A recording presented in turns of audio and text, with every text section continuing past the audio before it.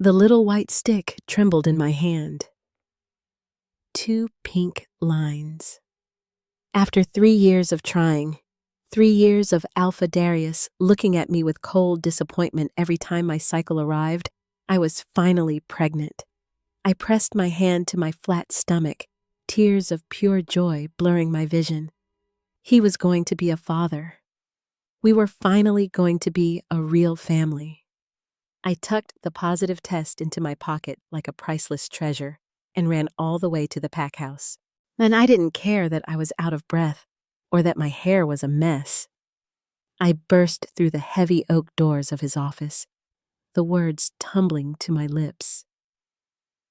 Darius, I have the most wonderful. The words died in my throat. Darius wasn't alone at his desk. He was sitting on the leather sofa, holding a breathtakingly beautiful woman with silver hair. She was crying softly, her face buried in his chest. And Darius, my cold, stoic alpha, was looking at her with a depth of love and tenderness I had never, ever seen. He looked up at me. His eyes didn't soften. They turned to ice. "Sit down, Lyra," he commanded, his alpha tone hitting my chest like a physical blow. "It's time we ended this farce." I froze, my hand instinctively dropping to my stomach. Darius, what are you talking about? Who is she? "She is Seraphina," he said, gently kissing the woman's forehead. "My true fated mate. The spell that kept her asleep has finally broken." The room started to spin. But we are mated." "You marked me." Darius let out a harsh, mocking laugh that shattered my heart into a million pieces. "You really thought a supreme alpha like me would be fated to a weak, unremarkable wolf like you?" He stood up, towering over me with disgust. "I needed a temporary anchor to stop my wolf from going feral while she slept. I faked the bond, Lyra. You were never my mate. You were just a placeholder." I couldn't breathe. The crushing agony of the fake bond snapping tore through my veins. But it was nothing compared to the secret burning in my pocket. "Pack your things," he sneered, turning his back on me to hold her again. "You have 1 hour to get off my territory." The bus dropped me at the edge of Dunmore at 9:15, and the town swallowed me without ceremony. No one looked up. That was the first thing I noticed, how thoroughly unremarkable my arrival was to everyone around me. A woman with a single bag stepping off a rusted bus into a town that smelled of motor oil and fried food, and something older beneath it, something wolf-adjacent but untamed. Like a word spoken in the right language, but with the wrong accent. Dunmore was that kind of place. Close enough to the world I had come from to be recognizable. Far enough outside it that the rules bent here, or didn't apply at all. I had $63. I had the clothes on my back and 3 changes inside the bag. And I had a phone with 11% battery and no one in my contacts I could call. And I had the secret, still warm and impossible, curled somewhere below my ribs. I walked until I found a street that looked less like it was being watched, which in Dunmore meant a narrow road behind the main strip where the buildings leaned against each other like tired men. A hand-lettered sign in a window above a laundry read, "Room. Weekly. Cash only." I stood beneath it for a long moment, the smell of detergent and hot air rising through the pavement grates, and told myself that this was fine, that this was manageable, that I had survived 3 years inside a cold that wore a familiar face, and I could survive this. I paid 2 weeks up front without negotiating. I couldn't afford not to have a door that locked. The room was small enough that I could touch both walls if I stretched my arms. A single window faced the alley. The mattress sagged at the center, and the radiator ticked and hissed through the night like something alive and unhappy. I sat on the edge of the bed in my coat, and did not unpack. I pressed both hands flat against my stomach the way I'd been doing since I left. A gesture that had started as grief and was slowly becoming something else, something closer to a promise. And I breathed. I had not cried since the territory's edge. I was waiting to understand whether I still knew how. The nausea arrived around midnight, sudden and total. I made it to the bathroom down the hall and crouched on the cold tile floor until it passed, forehead against the wall, eyes closed. My wolf stirred inside me. Not strongly, not the way she once had, but present. A low heat in my chest, a reminder that we were still here, still intact. Whatever Darius had severed on his end, we had not come apart. I stayed on the floor longer than I needed to. The tile was cool, and the quiet was the first honest thing I had felt all day. I met Mira because she knocked on the wrong door. She was looking for the man in the room at the end of the hall. Something about a tincture she had prepared for his joint pain, and I opened my door before she could knock again and disturb whoever was sleeping on the other side of my wall. She was around 40, I guessed, though wolf age was always a loose estimate, with the kind of face that had been striking once and was now something better, specific and watchful and difficult to read. She wore no pack marks. The absence of them sat on her skin the way it sat on mine now. That slight wrongness, like a tooth pulled clean from its socket. She looked at me the way I looked at her, taking inventory. "Wrong door," she said. I gathered. She didn't move immediately. Her nostrils had flared once, barely perceptible, the way a trained healer's would. I watched her process what she found, and I kept my face still and my chin level, and I did not look away. As if she had scented anything, the early hormonal shift, the thing I was carrying and not yet showing. I needed to know whether she would speak it. She didn't. She simply said, "You just arrived. Last night. Alone." It wasn't a question, but I answered it anyway. "Yes." She studied me another moment, the tincture bottle loose in one hand. Then she nodded, a small, decided motion, as though she had asked herself something and settled on an answer she wasn't entirely pleased with. "There's a food stand 2 streets over that won't poison you," she said. "Opens at 7. The eggs are tolerable. You look like someone who hasn't eaten." She left before I could respond, moving down the hall with the efficiency of a woman who had long since stopped performing warmth she didn't feel. I ate the eggs at 7. She was already there when I arrived, seated at the far end of the counter with a cup of black coffee. And she didn't acknowledge me beyond a slight shift of her gaze, and then back to the window. I sat 2 stools away. The man behind the counter asked me nothing. The eggs were, as promised, tolerable. We didn't speak, but when I stood to leave and fumbled for the crumpled bills in my pocket, I found I was $4 short, and before I could work out what to say, Mira had already set a 5 on the counter without looking at me. "Thank you," I said quietly. "Don't," she said. "It's $4. It means nothing." I pocketed the change and walked out into the cold morning air with the secret still tucked below my ribs, the radiator still waiting to tick me through another night, and somewhere 2 streets behind me, a woman who had given me nothing except eggs and $4 and the distinct, careful impression that she was watching to see what I would do next. I was beginning to understand, more than enough to start with. The diner on Mercer Street was not hiring. Neither was the laundry beneath my room, the pharmacy on the corner, or the small, cluttered provisions shop whose owner looked at my unmarked wrists and decided, without asking a single question, that the answer was no. I walked back in the cold with my hands in my pockets and my chin down and I did not let myself feel it. Feeling it would come later, in the small hours when the radiator ticked and there was nothing between me and my own thoughts. For now, I moved. Yet because moving was the only thing I could control, and control was the only currency I had left. Mira found me on the 4th day. She appeared beside me on the pavement outside a hardware store that had a handwritten help wanted notice in the window, looked at the notice, then looked at me, and said without preamble, "You have no references."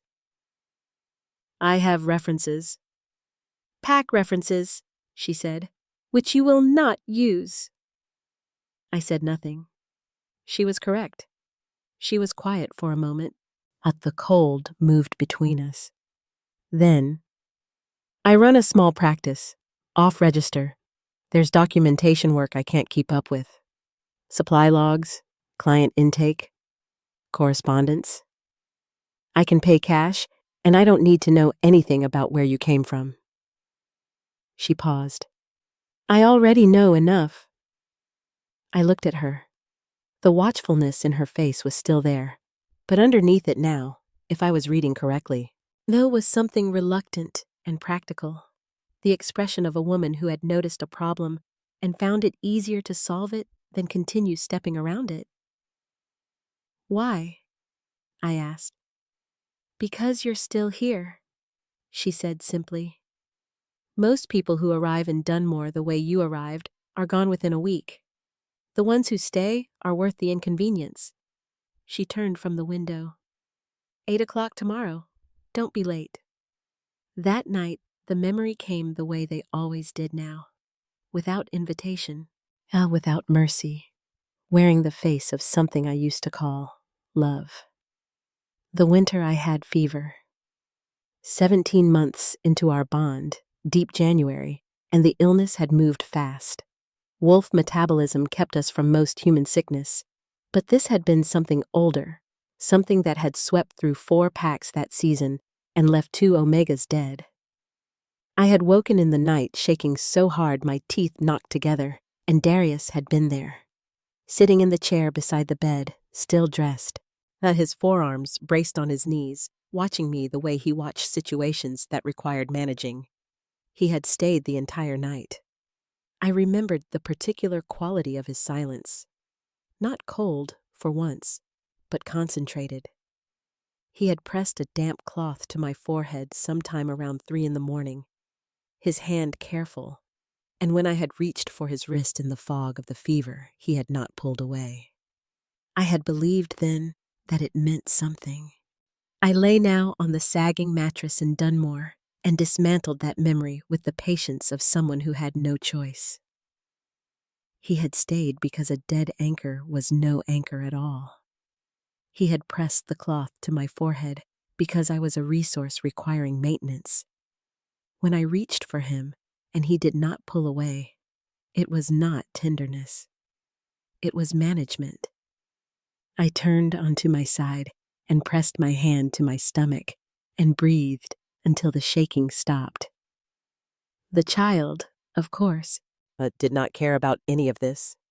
The child simply continued, indifferent and determined, which was more than I could say for most things. Darius did not sleep.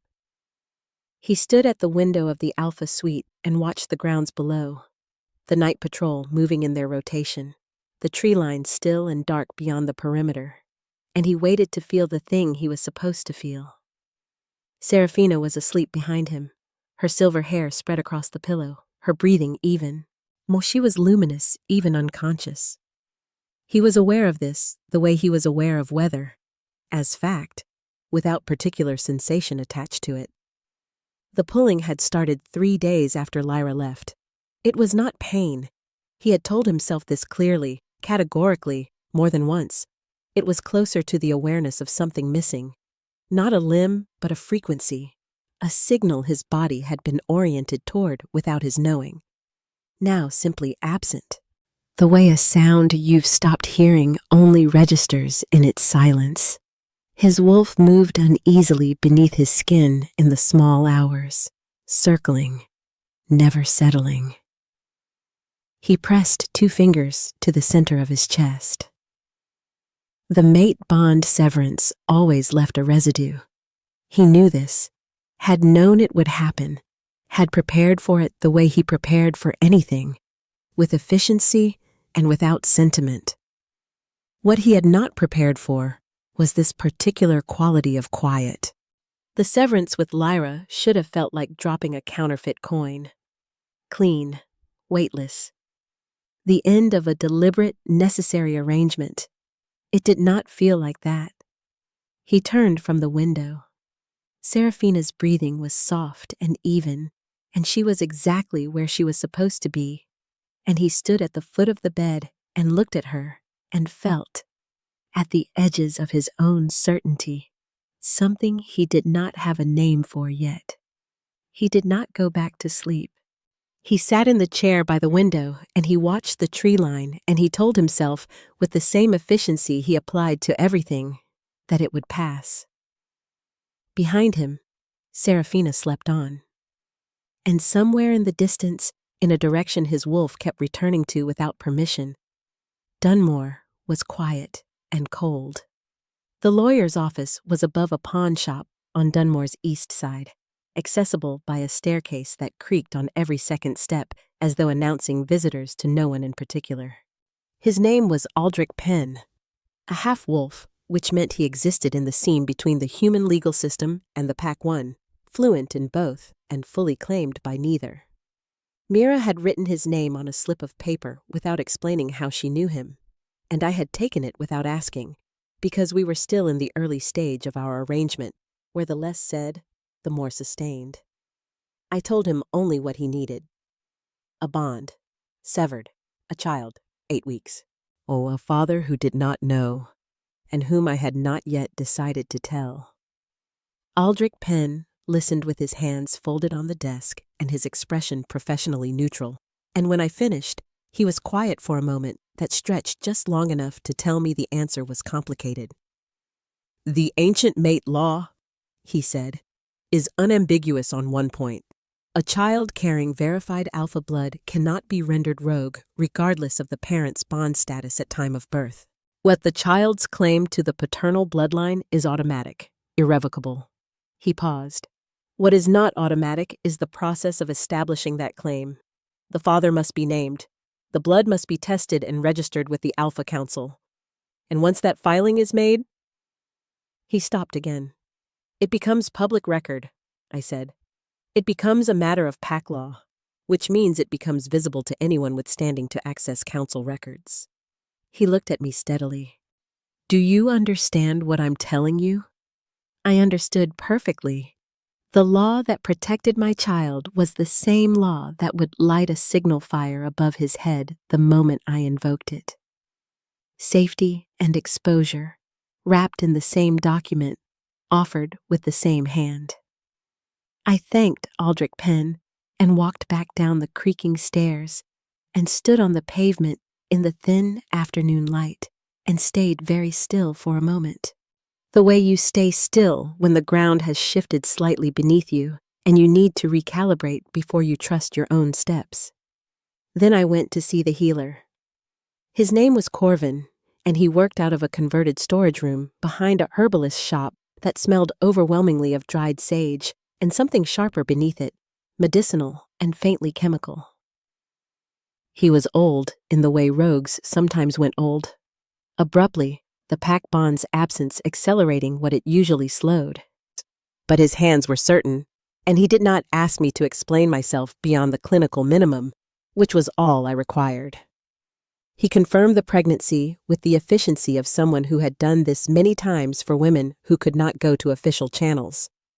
8 weeks, 2 days. The child was strong. My own vitals were low. Iron, hydration, sleep, all the things that happened when a woman spent a week surviving on tolerable eggs and forward momentum. He wrote out a supplement list. Pressed a small bottle of something dark and iron-rich into my hand, and then paused over the bloodwork form with a slight furrow between his brows. I want to run an extended panel, he said. What for? He chose his words with the care of a man who had learned that careless words had consequences. There are markers I look for when a bond severs and the wolf stabilizes faster than she should. Yours should be destabilized. A 3-year bond, severed cold, no preparation. Yet you should be in considerably worse condition than you are. He met my eyes. You're not. I looked at him. He looked at me. Run the panel, I said. The results, he told me, would take several days. I left with the supplements and the lawyer's number in my pocket, and the specific contained feeling of a woman who has just learned that her situation is more complex than she originally mapped, and who has decided, without drama, to map it again. The pack house felt different with Serafina in it. This was Nell's private assessment, arrived at over the course of 10 days and not shared with anyone, including her mate. Nell had spent 6 years as beta female of the Vane pack, which meant she had developed a calibrated sensitivity to the texture of rooms, the temperature of silences, the particular way power arranged itself when no one was looking. She was good at her role because she noticed things and knew which ones to speak aloud. She noticed Serafina. The new Luna moved through the pack house with the ease of a woman returning to somewhere she had always belonged, which should have been charming and was, to most. She remembered names after a single introduction. She asked the right questions at pack dinners. Attentive, warm, drawing people out with the practiced fluency of someone who understood that social capital was a currency and spent it accordingly. The upper circle adored her by the end of the first week. And Nell watched and said nothing and tried to identify what it was that sat wrong. It was the adaptability, she decided finally, standing in the kitchen doorway one evening, watching Serafina laugh at something the pack's head warrior had said, her hand light on his arm, her timing immaculate. There was not a single moment in 10 days where Serafina had been caught off balance. Not one instance of genuine surprise, of reaching for the right response rather than already having it. The woman had been asleep for 3 years, and she had not once stumbled. Nell carried that observation home that night like a stone in her pocket. Small, dense, not yet sharp enough to cut, but she did not put it down. Mira picked up the results on a Thursday, and by Thursday evening, she had not come to find me, which was unusual. By Friday morning, I knew something in those pages had stopped her, because Mira was not a woman who paused without reason. So she came to the practice's back room where I was logging supply inventory, set the folder on the desk beside me, and sat down in the chair across from the table without speaking. She had the look of someone who had spent the night rearranging furniture in a room she thought she knew, and had found a door behind the wardrobe she could not account for. "Tell me what you know about the moon seers," she said. I looked up from the ledger. They're extinct." "That's what the Alpha hierarchy recorded." She opened the folder and turned it toward me. I didn't understand most of what was on the page. The markers were notated in the dense shorthand of advanced blood work. But I understood the section she had circled, because she had also written a single word beside it in the margin, in her small, deliberate hand. Impossible. She explained it the way she explained most things, without softening, and without stopping to check whether I was keeping up. The Moon Seer bloodline had been the oldest known wolf lineage, predating Alpha hierarchy, predating the pack bond system as it currently existed. Their wolves carried a secondary channel, she said, separate from the standard mate bond receptor, which had allowed them to hold resonant frequencies from other wolves without those frequencies destabilizing their own. Yes, in practical terms, they could absorb a bond that should have broken them and carry it intact, because their wolf had a structural capacity that ordinary wolves simply did not. The Alpha Council had recorded the line as extinct following a culling 2 centuries ago. There was no delicate word for what had been done. The hierarchy had decided the seers were ungovernable and had acted accordingly. "The bond didn't hold because Darius's wolf reinforced it," Mira said. "It held because your wolf could carry it. He reinforced it because she let him. She paused. Your power has been suppressed under that bond's weight for 3 years. Now that the weight is gone, something is waking up, I said. I had felt it. I had not had language for it. A warmth in my chest that was not the pregnancy, a steadiness in my wolf that had no business being there given everything. A sense of something ancient and patient moving just beneath the surface of my own skin. As I had attributed it to survival instinct, to the particular clarity that comes when everything else is stripped away. Mira watched me absorb this and said nothing. She was good at silence that did not demand to be filled. What does it mean for the child? I asked. Unknown. The bloodline was wiped before it could be fully documented. She closed the folder. It could mean nothing. It could mean everything. What it means with certainty is that you are not who Darius Vane told you that you were. She said it plainly, without embellishment. And that is worth knowing. I sat with that for a long moment. Outside, Dunmore conducted its gray and unremarkable morning, indifferent as always. Keep the results here, I said finally, off any record that can be traced. Mira picked up the folder and returned it to the locked drawer without being asked twice. He was waiting outside the practice when I left at 5:30. I knew what he was before I knew who he was. The pack bond residue on him was faint but readable, the bearing of a man accustomed to authority and currently trying to wear it quietly. He was tall, dark-haired, with the kind of stillness that came from discipline rather than ease. He was not trying to hide, yet he had his hands out of his pockets in the deliberate posture of someone who understood that approaching an exiled wolf required a specific kind of body language if you didn't want to end the conversation before it started. Lyra, he said.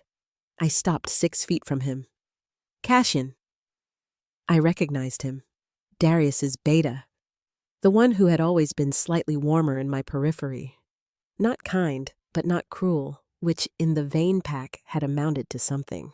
He looked at me with the expression of a man who had prepared what he wanted to say and was now recalibrating it against what he saw. Darius doesn't know I'm here, he said. Then why are you? He was quiet for a moment.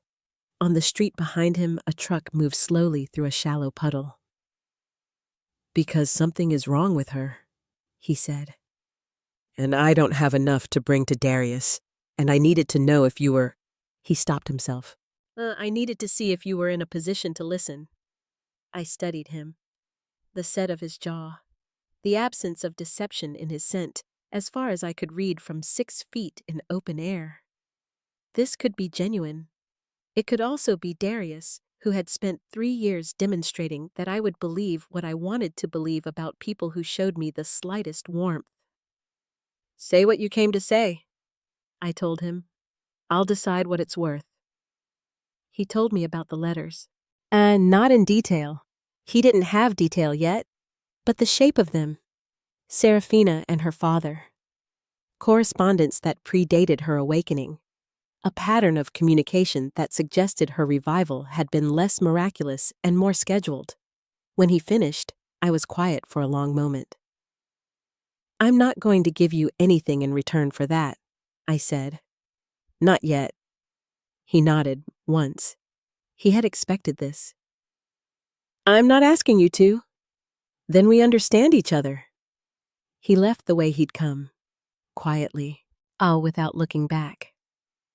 I stood on the pavement and breathed the cold air and thought about doors found behind wardrobes and what it cost to open them and whether the room on the other side was a shelter or trap.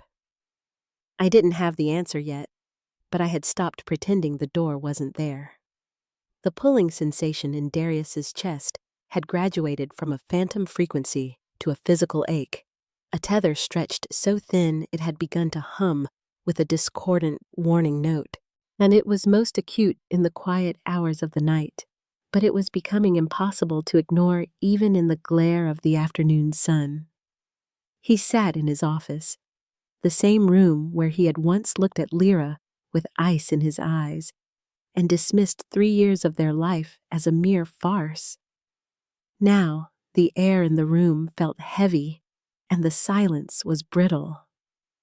His wolf was no longer the stoic, disciplined presence it had been for years. In Seraphina's presence, the woman he had waited for, the one whose awakening was supposed to be his salvation, the beast within grew agitated. It was not the protective, adoring response of a fated mate finding his match.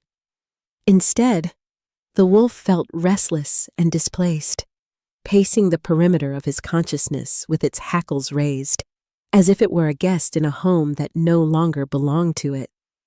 When Seraphina touched his arm or leaned into his chest, the wolf didn't settle. It snarled at the intrusion. Darius told no one of the fragmented dreams that had begun to haunt his sleep. They were blurred sequences of gray-green eyes that didn't belong to the silver-haired woman currently reclaiming her place at his side. In the dreams, he was searching for something he had thrown away, his fingers brushing against a warmth that evaporated the moment he tried to claim it. He would wake with his heart hammering against his ribs. The scent of industrial soap and cheap laundry detergent, Lyra's scent, clinging to the back of his throat like a ghost. Driven by a desperation he refused to label, Darius left the pack house under the cover of a mounting storm. He didn't head toward the hospital or the borders. He went to the edge of the neutral zone, to the sagging cottage of the Blood Witch who had forged the temporary bond between him and Lyra 3 years ago. He told himself he was going for answers, as to understand the mechanics of why his wolf wouldn't settle. He wasn't there to apologize for the way he had cast Lyra out while she was 8 weeks pregnant, or for the coldness that had defined their final encounter. The witch, a woman whose eyes held the weight of too many secrets, refused to even open her door to him. Her voice drifted through the heavy wood, sharp and mocking. "You seek the truth of the tether, Alpha? You think magic is the only thing that binds a soul?" She laughed, a sound like dry leaves skittering over stone. "I did not hold that bond together for 3 years. I merely provided the spark. You were the one who fed the flame." The realization hit him like a physical blow to the sternum. He had convinced himself and Lyra that the bond was a magical necessity, a placeholder until Seraphina woke. But the witch's words revealed a devastating reality. The magic had likely faded within the first few months. Yet the bond had remained because Darius's wolf had claimed Lyra as its own. It hadn't been a spell holding them together. It had been him.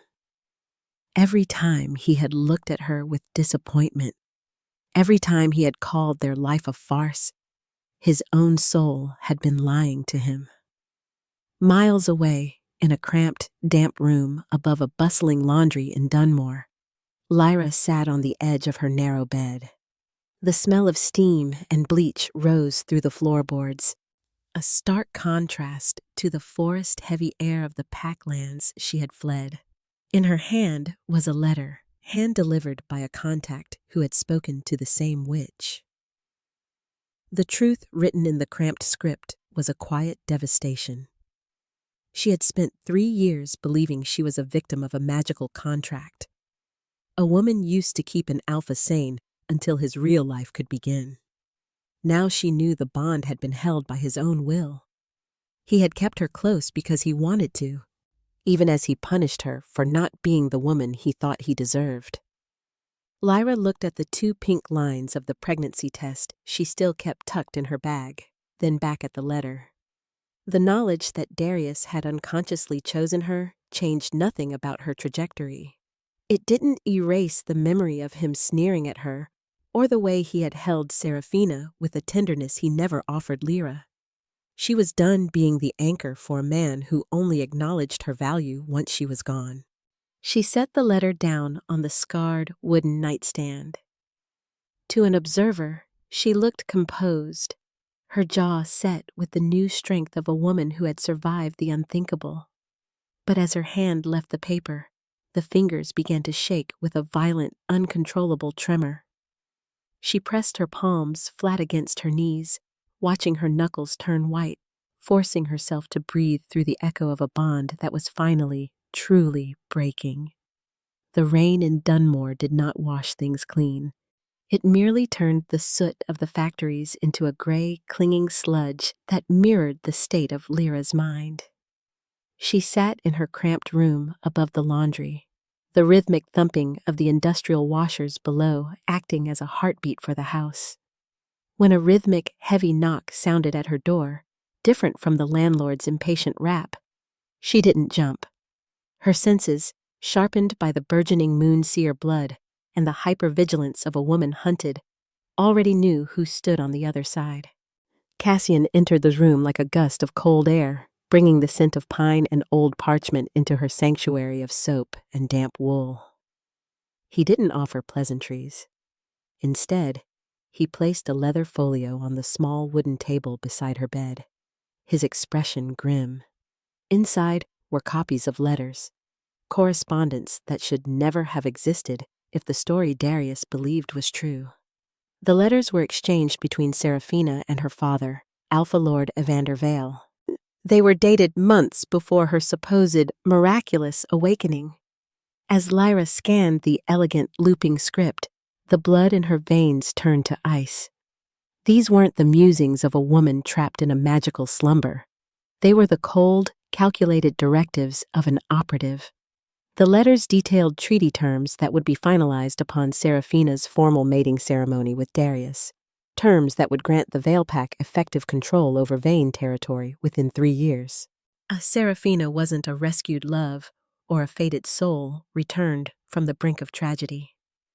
She was the advance wave of a hostile acquisition, a beautiful Trojan horse sent to dismantle the Vane Pack from the inside out, while its alpha was blinded by the very concept of destiny. "He doesn't see it," Cassian said, his voice low and vibrating with a suppressed fury. "He sees a miracle. He sees the woman he's supposed to want. Now he doesn't see the noose she's tightening around the pack's neck." Lyra looked at the evidence of the betrayal, her fingers hovering over the ink. A week ago, she would have screamed this truth from the rooftops. She would have run to Darius, desperate to protect him, to save the pack she once considered her own. But the woman who had loved Darius Vane had died on the day he gave her an hour to pack her life into a single suitcase. "Why give this to me?" Lyra asked, her voice surprisingly steady. "You're his beta. Take it to him." "I did," Cassian admitted, his jaw tightening. "He dismissed it as security concerns handled by the Vale Pack to ensure Seraphina's transition. He isn't thinking like an alpha right now. He's thinking like a man who is terrified that if he looks too closely, his fated mate will vanish again. He needs a catalyst. He needs you." Lyra felt the weight of the leverage in her hands. With these letters, she could potentially destroy Seraphina's standing, force Darius to acknowledge the lie, and perhaps even win back some semblance of her old life. But as she looked at her reflection in the darkened window, pale, thin, but with eyes that were beginning to glow with an inner, silver light, she knew that wasn't the path. Her power was still a wild, unstable thing, flickering like a candle in a gale. If she moved now, she would be crushed in the crossfire of 2 powerful alphas. "No," Lyra said, closing the folio. "I'm holding on to these. I'm not ready, Cassian. If I use this now, I'm just a woman scorned playing a desperate hand. I need to be stronger. I need to be the moonseer I was meant to be before I use this to burn their world down." She chose to wait, bearing the secrets beneath the floorboards of her heart. Miles away, in the opulence of the Vane Pack house, the atmosphere was far from the domestic bliss Darius had imagined. He stood in the library, The scent of Seraphina's expensive perfume cloying in the air. On the desk between them lay the original letters Cassian had intercepted, the ones Darius had claimed to ignore. "Darius, darling, surely you don't believe these fabrications?" Seraphina's voice was like velvet, but there was a tremor in it that set his wolf on edge. "My father was merely worried. He didn't know if I would ever wake. He was trying to secure a future for me in case the worst happened." She approached him, her silver hair shimmering in the firelight. When she reached for his hands, her touch felt strangely clinical, devoid of the heat he had expected from a fated mate. "The dates, Seraphina," Darius said, his voice a low growl. "They precede the breaking of the spell. You were communicating with him while the pack believed you were a statue." The tears began then, perfect, crystalline drops that tracked down her porcelain cheeks. She didn't sob. She wept with the grace of a martyr. I was terrified. I was drifting in a half-sleep, barely able to reach out through the veil. I reached for my father because I didn't think you still wanted me. I thought you had moved on with that girl, Lyra." The mention of Lyra's name was like a physical strike. Darius flinched, his wolf snarling in the back of his mind. Seraphina moved closer, burying her face in his chest, her small hands clutching at his shirt. "I did it for us," she whispered against his skin, to make sure no one could ever separate us again." Darius looked down at the top of her head, feeling a profound sense of disconnection. Every instinct he possessed as an alpha told him he was being played, that the narrative was shifting beneath his feet like sand. Yet, the societal weight of the fated mate bond, the years he had spent mourning her, and the sheer exhaustion of his own guilt held him in place. "I see," he said, though he saw nothing clearly. He placed a hand on her shoulder, but he didn't pull her closer. He backed down, murmuring reassurances that sounded hollow even to his own ears. Seraphina eventually dried her eyes, offering him a triumphant, fleeting smile before retiring to her chambers. Darius remained in the library long after the fire had died down to embers. For the first time in his life, he felt like a secondary character in his own biography. He felt that he was standing in a story he had not agreed to, a script written by the Veils, directed by Seraphina, and edited by his own blind arrogance. Somewhere in the dark, the gray-green eyes of his dreams seemed to watch him, not with malice, but with a pity that was far more painful to endure. He had traded a reality he didn't value for a fantasy that was beginning to taste like ash. The air in the Blood Witch's cabin didn't smell of incense or ancient magic. It smelled of copper and ozone, a clinical metallic scent that set Darius's teeth on edge. He stood in the center of the cramped space, his presence too large for the low ceilings, while Cassian remained by the door, the mediator who had finally convinced the woman to open her mouth. The witch did not look like a creature of myth. She looked like a woman who had seen the end of the world and found it deeply unimpressive. She didn't offer him a seat. She didn't even look up from the mortar and pestle she was working with until the silence became a physical weight. When she finally spoke, her voice wasn't raspy or ethereal. It was as sharp and cold as a surgical blade.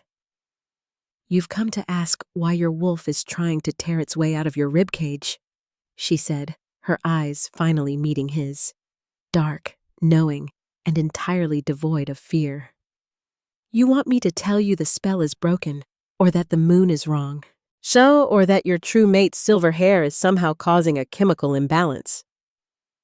I want to know why the bond with Lyra didn't dissolve when Seraphina woke," Darius growled, his alpha command vibrating through the floorboards. The witch laughed, a dry, hollow sound. The bond I forged was a temporary bridge, Alpha Vein. It was built on the assumption that there was nothing beneath it but thin air. It should have crumbled within 6 months. It should have been a memory by the time your miracle opened her eyes. She leaned forward, the smell of copper intensifying. But it didn't dissolve because your wolf wouldn't let it go. I provided the spark, but you provided the fuel. It was a farce, Darius insisted, though the word felt like lead in his mouth. A placeholder. It was a truth you were too arrogant to see, she countered. Lyra is your fated mate, not the silver-haired ghost you've been mourning. Oh, Seraphina is the lie, a story you told yourself until you believed it. Your wolf knows. That's why he's pacing. That's why he's howling for a woman you threw away like a used rag. Darius didn't yell. He didn't shift. He simply turned and walked out of the cabin, the witch's laughter following him into the damp woods. He didn't believe her. He couldn't. To believe her was to admit that he had spent 3 years systematically destroying the one thing he was supposed to protect. And it was to admit that his true mate was a political calculation and his placeholder was his soul. He drove. He didn't head back to the pack house where Seraphina waited with her practiced smiles and her father's hidden agendas. He pushed the SUV onto the highway, the needle climbing as the rain began to lash against the windshield. He told himself he was just clearing his head, that he was simply putting miles between himself and the witch's delusions. 3 hours later, the engine cut out. Darius looked up, blinking as if waking from a trance, and realized he was parked at the edge of Dunmore. The town was a gray smudge against a darker sky, smelling of wet pavement and industrial exhaust. He didn't understand why his wolf had brought him here. He hadn't searched for her. He didn't have her address. Yet he sat in the dark, the rain drumming a frantic rhythm on the roof of the car, his eyes fixed on the narrow streets of the border town. His chest was tight, the pulling sensation now a constant, agonizing thrum. He stayed in the car, gripped by a paralyzing indecision. He didn't seek her out. He wasn't ready to see the gray-green eyes of his dreams in the harsh light of reality. He just sat there, a king without a kingdom, waiting for a signal he didn't know he was looking for. When his phone rang, the sound was an explosion in the quiet cabin of the car. He swiped the screen without looking. Darius. It was Cassian. His beta's voice was usually a bedrock of composure, a steady frequency that never wavered. Now, it was stripped of everything: professionalism, calm, even breath. Speak, Darius commanded, his hand tightening on the steering wheel until the leather groaned. She's gone, Cassian said, the words tumbling out in a jagged rush. Lyra has been taken. Evander Vale's men. They moved faster than we anticipated. They didn't just want the territory, Darius. They found out about the child. The world stopped. The rain stopped. The very air in the car seemed to solidify into a wall of ice. The child? Darius whispered, the word tasting like blood. 8 weeks, Cassian choked out. She was pregnant when you exiled her. Vale knows she carries an alpha heir. He knows that child is the only thing that can complicate the treaty. They took her from the laundry half an hour ago. The explosion wasn't external. It was the sound of every lie Darius had told himself for 3 years shattering at once. The placeholder was carrying his blood. The woman he had discarded was his mate, and he had delivered her directly into the hands of the people who wanted to dismantle his legacy. Darius didn't wait to hear the rest. He didn't ask for coordinates or backup. His wolf was no longer pacing. It was a storm of teeth and fur, a primal force that had finally found its direction. He was out of the car and running before the phone hit the floor mats, his suit jacket discarded in the mud, the shift beginning before his feet even hit the pavement. He wasn't an alpha investigating a breach. He was a predator who had just realized his heart had been stolen, and the streets of Dunmore were about to learn what happened when the thread finally snapped. The great hall of the Alpha Council was a cavern of cold stone and older secrets, and a place where the laws of the moon were interpreted with the clinical detachment of a high court. The air was thick with the scent of competing dominant pheromones, oak, iron, cedar, and blood, as the heads of the 7 great packs sat in a semicircle of judgment. In the center of the pit, beneath the pitiless glare of the skylight, stood Lyra. She looked small in the vastness of the chamber, her clothes still damp from the rain of Dunmore, but she did not look broken. Beside her, irradiating a smug, predatory satisfaction, was Alpha Lord Evander Vale. He held a thick stack of medical documents and the transcript of the Blood Witch's testimony like a winning hand in a high-stakes game. Darius stood 10 paces away, restrained by the council's silent enforcers, his eyes fixed on Lyra with a raw, agonizing intensity that he no longer tried to hide. "The violation is clear," Evander's voice boomed, echoing off the vaulted ceiling. Alpha Darius Vane has not only maintained a fraudulent bond with a common wolf while his fated mate lay in a magically induced slumber, but he has allowed that fraud to bear fruit. He has polluted the line of the Vane pack with an illegitimate heir, breaking the sanctity of the mate law. A murmur of disapproval rippled through the seated alphas. In the world of the packs, fated mates were the foundation of divine order. To choose a placeholder and impregnate her was seen as a heresy against the moon herself. Evander turned to Darius, his smile sharpening. "The council is prepared to show mercy, Vane. We recognize you were under the influence of a Blood Witch's manipulation. Publicly denounce this woman. Declare the child she carries to be a bastard of no lineage, a mistake of magic rather than a choice of the soul. Do this, and your mating with my daughter, Seraphina, can proceed with the council's blessing. We will refuse, and you forfeit your title, your territory, and your life for the crime of breaking the Great Pact." It was a masterpiece of a trap. If Darius denounced the child, he lost his soul and his legacy. If he claimed them, he lost his crown and his life. Darius looked at Lyra. He saw the way she held her stomach, not in a gesture of weakness, but as a guardian protecting a sanctuary. He saw the silver light beginning to pulse beneath her skin, a low-frequency hum that only he, tethered to her by a bond he had tried to kill, could truly hear. He opened his mouth to speak, to roar his defiance, but Lyra moved first. She didn't look at Darius. She didn't look at her captor, Evander. She stepped forward into the very center of the circle, her head tilted back to look at the high alpha of the council. When she spoke, it wasn't the common tongue of the packs that left her lips. Imo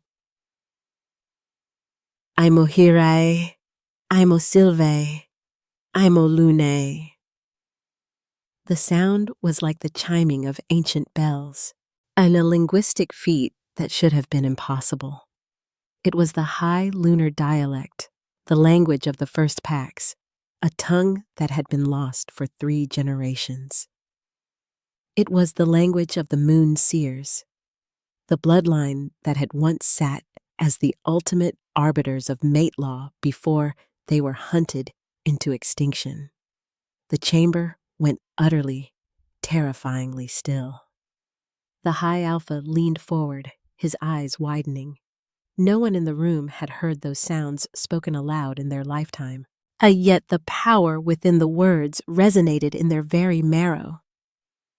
"I invoke the ancient mate law," Lyra continued, her voice gaining a resonance that seemed to vibrate the stone floor. "I invoke the right of the mother seer to declare the truth of the blood. You speak of fraud? You speak of illegitimate lines? I am the descendant of the White Moon, and I tell you that the bond between Darius Vane and myself was never forged by a witch. It was recognized by the earth before he ever laid eyes on the silver-haired lie you sent to ensnare him. Darius felt the last of his resistance crumble. He watched this woman, whom he had called unremarkable, whom he had treated as a ghost in his own house, hold an entire council of the world's most dangerous men in a state of breathless suspension. She wasn't just his mate. She was his superior in every way that mattered. He didn't wait for the enforcers to move. He didn't wait for permission. Darius crossed the room in 3 long strides. He didn't stand in front of her to shield her, nor did he stand behind her to support her. He stepped into the light and stood directly beside her, shoulder to shoulder, a unified front. "I claim the child," Darius said, his voice a low, terrifying growl that filled the silence Lyra had created. "And I claim the mother. Not as a placeholder, not as a duty, but as my fated equal." The miracle of Seraphina was a heist planned by the Veil Pack. They used a blood witch to suppress the truth and a sleeping beauty to blind my judgment. They didn't want a mate for me.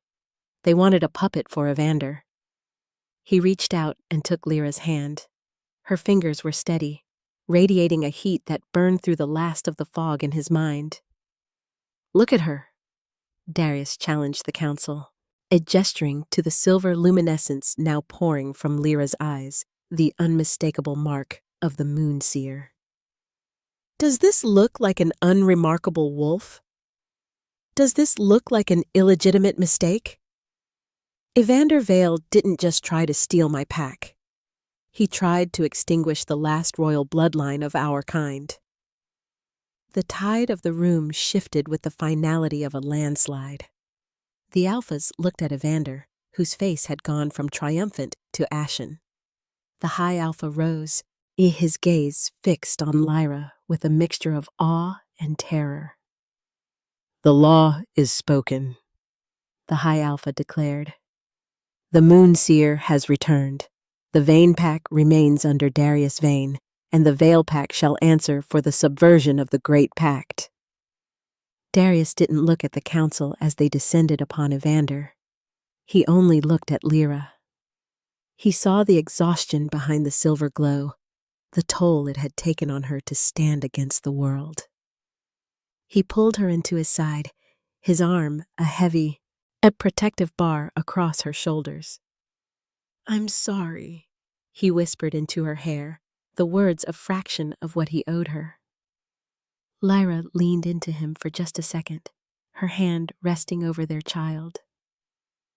"I didn't do it for you, Darius," she whispered back, her voice firm even in her fatigue. "I did it for the truth, and the truth is, you have a very long way to go before I let you call yourself mine again." Darius tightened his grip, a grim smile touching his lips. For the first time in years, the pulling in his chest had stopped. The tether wasn't humming anymore. It was home. The echoes of the Alpha Council's judgment still vibrated in the cold stone of the Great Hall. But the air had changed. The suffocating weight of political theater had lifted, replaced by the hollow, ringing silence that follows a storm. Evander Vale had been led away in silver binds, his legacy crumbling as his own peers turned their backs on a man who would weaponize a sacred bond for a land grab. Lyra was safe. The child she carried, the heir to the Vane Pack and the last of the Moon Seer line, was now under the ironclad protection of the ancient mate law. Yet, as the high-backed chairs emptied and the torches flickered low, the victory felt brittle. In a small, ornate side chamber, Darius found Seraphina. She wasn't being held by guards. She was simply sitting by a window, watching the moonlight bleed across the courtyard. Without her father's shadow and the weight of the silver-threaded gowns she usually wore, she looked fragile, not like a goddess returned from a myth, but like a woman who had woken up in the middle of a nightmare. Darius had come prepared to vent the remainder of his rage, to demand why she had participated in a lie that had nearly destroyed his true mate. But when she turned to him, her eyes were dry, and her expression was one of profound, quiet exhaustion. "He told me it was the only way." "Darius," she said, her voice barely a whisper.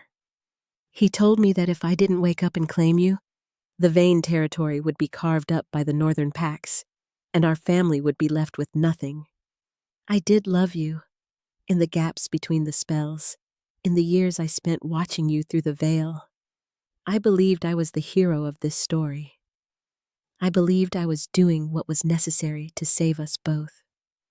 She wasn't a monster, and she was a woman who had been cornered by a father's ambition and a culture that valued bloodlines over hearts. She had been desperate, and desperation makes a villain out of anyone if given enough time. Darius looked at her and realized he couldn't even find the energy to hate her. She was as much a casualty of the Veil's greed as he had been a victim of his own pride. He left her there, not with a curse, but with a heavy, final silence. The personal crisis, however, was just beginning. And Darius found Lyra in the gardens of the council estate. She was wrapped in a thick wool cloak, staring at a fountain that had long since frozen over. The silver glow had receded from her skin, leaving her looking pale and human once more, though the strength in her shoulders remained. He approached her slowly, stopping several feet away. For the first time in his life, Darius Vane was stripped of every narrative he had built around himself. He wasn't the grieving lover waiting for a miracle. He wasn't the alpha performing a duty. He wasn't the victim of a witch's trick. He was just a man who had looked at the sun and called it a shadow for 3 years. He didn't offer a grand declaration. He didn't fall to his knees or beg for forgiveness, not because he didn't want to, but because he knew Lyra would find it insulting. Instead, he asked a single quiet question. "Will you let me begin?" Lyra didn't turn around. She watched the moonlight on the ice for a long time before she spoke. "Sit down, Darius." He obeyed, settling onto the cold stone bench beside her. He waited for her to scream, to rail against him, to list every slight. But Lyra did something far more devastating. She began to talk, her voice slow and clinical, describing the last 3 years from inside her skin.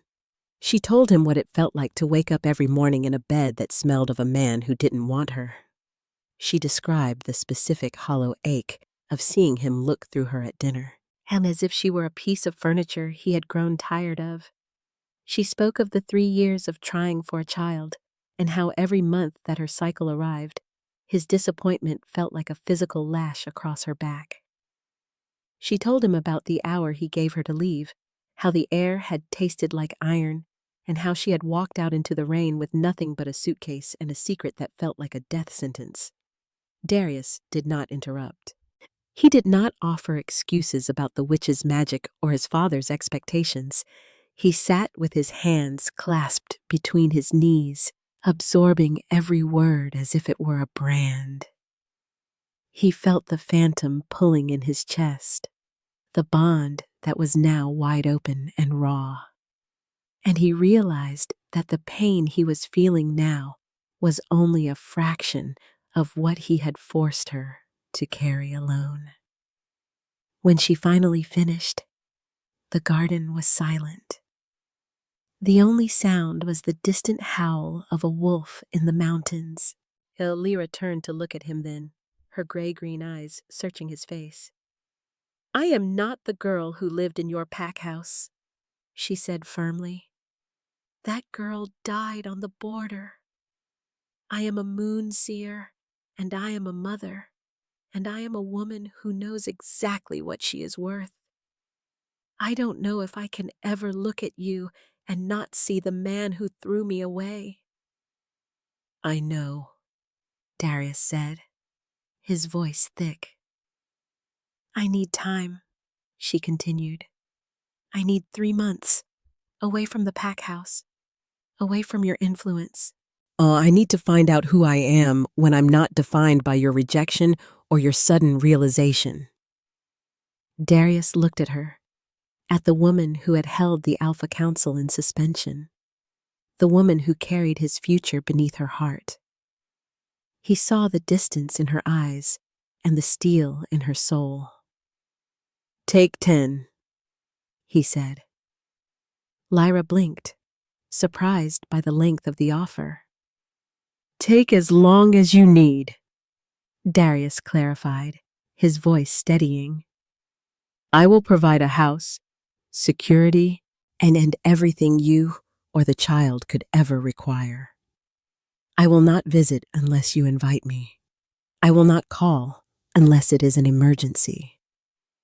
I will spend that time trying to become a man who is worthy of standing beside a moon seer.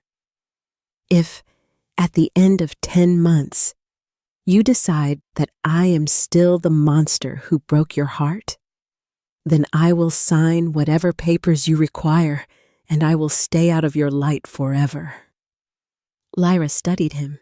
She looked for the arrogance, the alpha demand, the flash of possessiveness, yet she found only a quiet, absolute sincerity. 10 months, she repeated softly. 10 months, he vowed. He stood up, intending to leave her to her thoughts, but paused. He reached out as if to touch her hand, then pulled back, respecting the space she had carved between them. He turned to walk back toward the great hall, his heart heavy, but his path finally, mercifully clear. He was no longer running from the truth. He was finally willing to walk through the fire to earn it. The 4 months had stripped away the frantic urgency of survival, replacing it with the steady, pulsing rhythm of creation.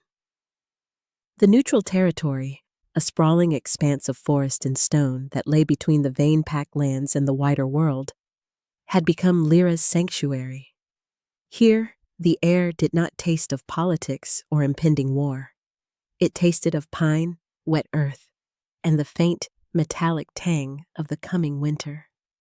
Lyra, 7 months pregnant, moved with a heaviness that was entirely new to her, her body swelling with the weight of the life she carried.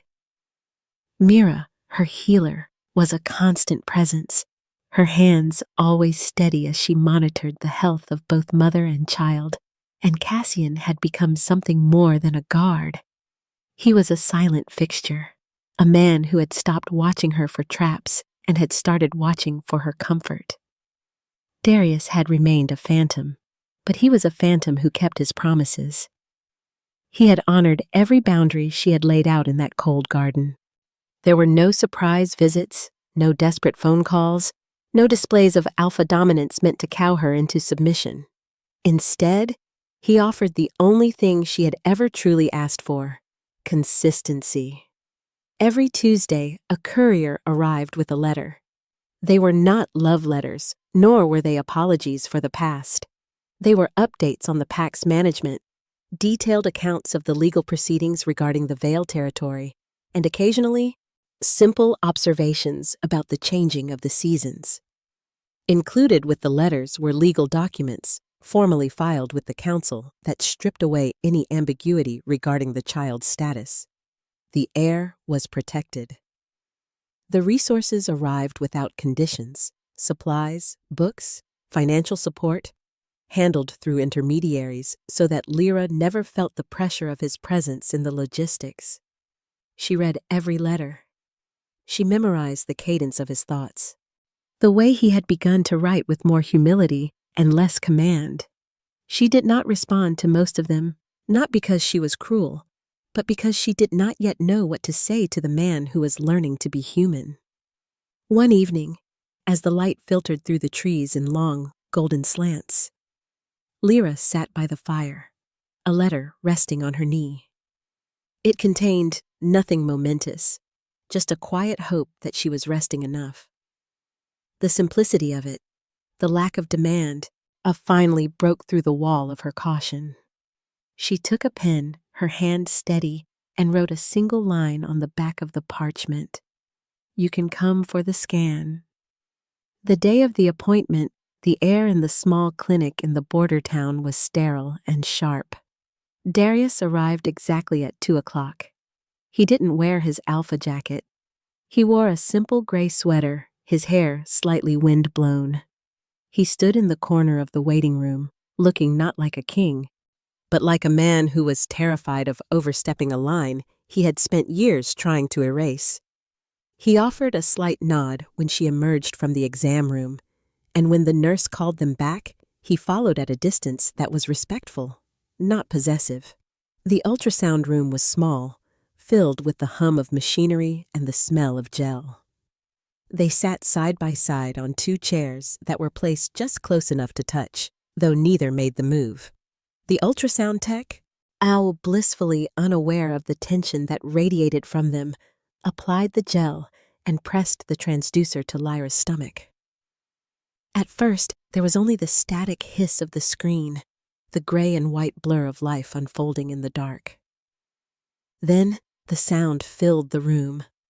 A rapid, rhythmic gallop, a tiny, frantic heartbeat that sounded like a drumbeat of pure existence. Thump, thump, thump, thump, thump, thump. Lyra gasped, her hand flying to her mouth. She felt a sudden, fierce pride swell in her chest, and a heat that had nothing to do with her moon seer blood and everything to do with the miracle beneath her skin. Beside her, she felt Darius shift. She didn't look at him, but she could hear the hitch in his breath, the way his composure fractured for a single, devastating second. He was a predator, a warrior, an alpha who had seen blood and iron, yet the sound of that tiny heart had clearly undone him. She glanced sideways. Darius was staring at the monitor, his eyes shimmering with the moisture he was desperate to blink away. He didn't reach for her. He didn't try to pull her into his arms. He simply sat there, witnessing the reality of the life he had once nearly discarded. It was the most honest she had ever seen him. When the appointment concluded and they stepped back out into the cool, biting air of the afternoon, the world felt different. The tension hadn't vanished, but the hostility had been replaced by a quiet, vibrating curiosity. They walked toward the parking lot, the crunch of gravel beneath their feet sounding loud in the silence. Darius stopped by his vehicle. He hesitated, his hand resting on the door handle, then turned to face her. "He is strong," he said, his voice husky. He sounds like he belongs to you." "He belongs to us both," Lyra corrected, her voice soft. Darius looked at her, searching her face as if he were trying to read the future written there. He didn't make a move. Didn't attempt to bridge the distance she had set. He simply waited, an exercise in patience that felt like an eternity. Lyra looked at the armrest between them, then back at him. She thought of the months of silence, the weekly letters, the way he had stepped back and allowed her to become whole without him. She thought of the man he had been, and the man he was trying, with agonizing slowness, to become. Darius let out a shaky breath, his hand resting on the armrest of his vehicle, but his fingers were splayed, hovering just an inch from the fabric of her coat. He didn't cross the space. He stayed frozen in that inch of restraint, a testament to the respect he had learned to cultivate. Lyra watched the space between them. She knew the history of the man sitting before her. She knew the scars he had left, and she knew the ones he carried himself. She looked at his hand, then back at his eyes, seeing the quiet, desperate hope he was trying to hide. She didn't offer a smile, and she didn't offer a promise. She simply reached out, her movement slow and deliberate, and closed the inch between them, placing her hand firmly over his. She had not forgiven him. She hadn't forgotten the pain or the exile or the years of being a placeholder in a life that should have been hers. But as she felt the calloused warmth of his skin against hers, she realized that the anger was no longer a cage she had to live in. She had decided he was worth the time it would take. The winter thaw arrived not with a roar, but with a persistent, quiet dripping of ice from the eaves of the cabin. Inside, The air was heavy with the scent of lavender and the iron-sharp tang of new life. Lyra lay back against the pillows, her hair damp and clinging to her forehead, her body aching with the primal exhaustion of a battle won. In her arms, wrapped in a blanket of soft, unbleached wool, was the boy.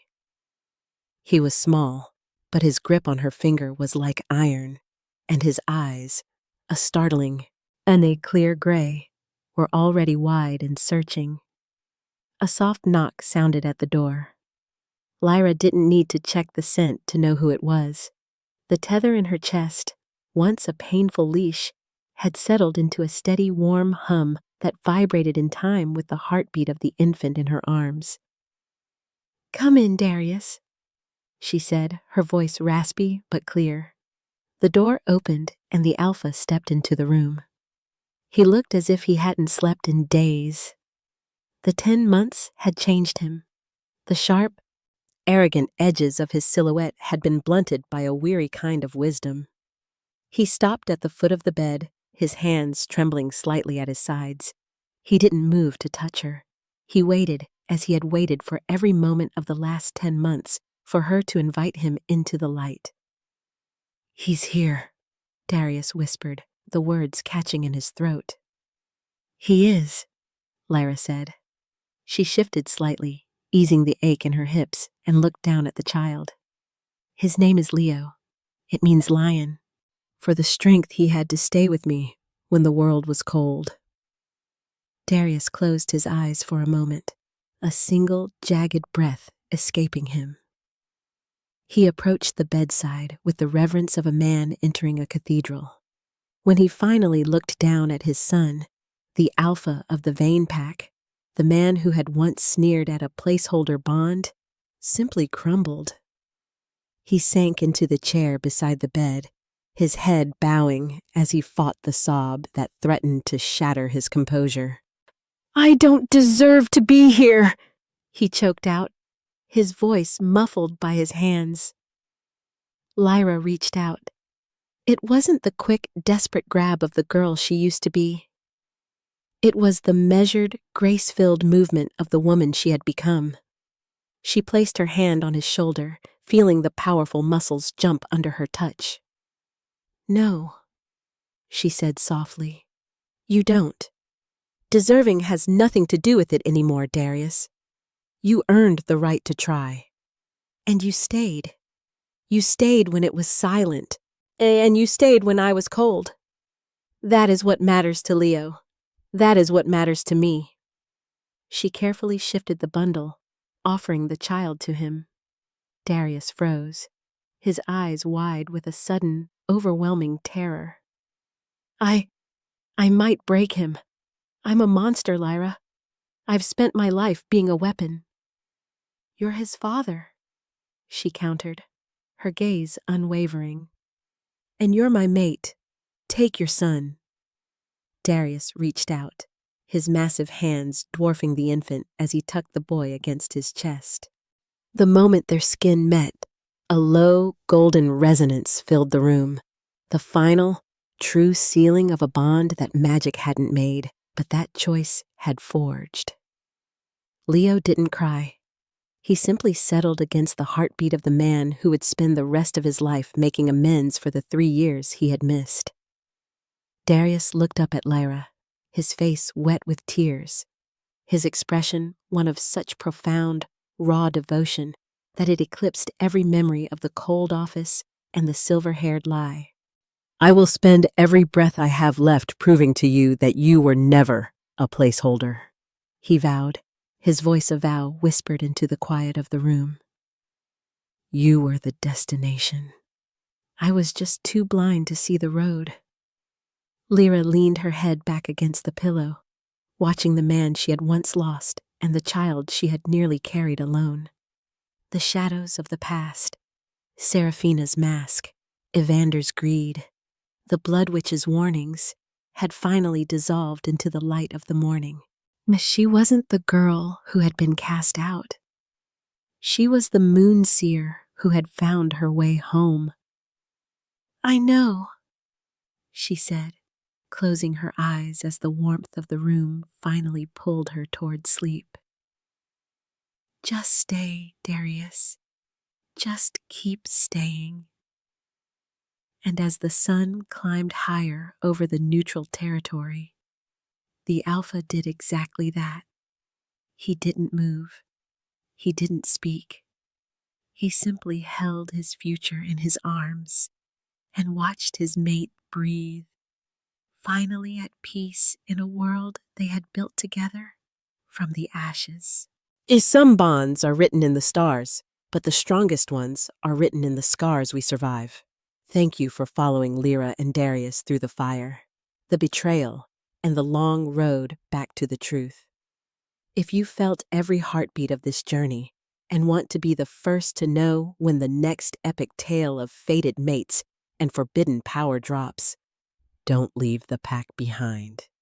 Subscribe now to join our community and never miss a chapter of the stories that set your soul on fire. Thank you, and I will see you in my next story.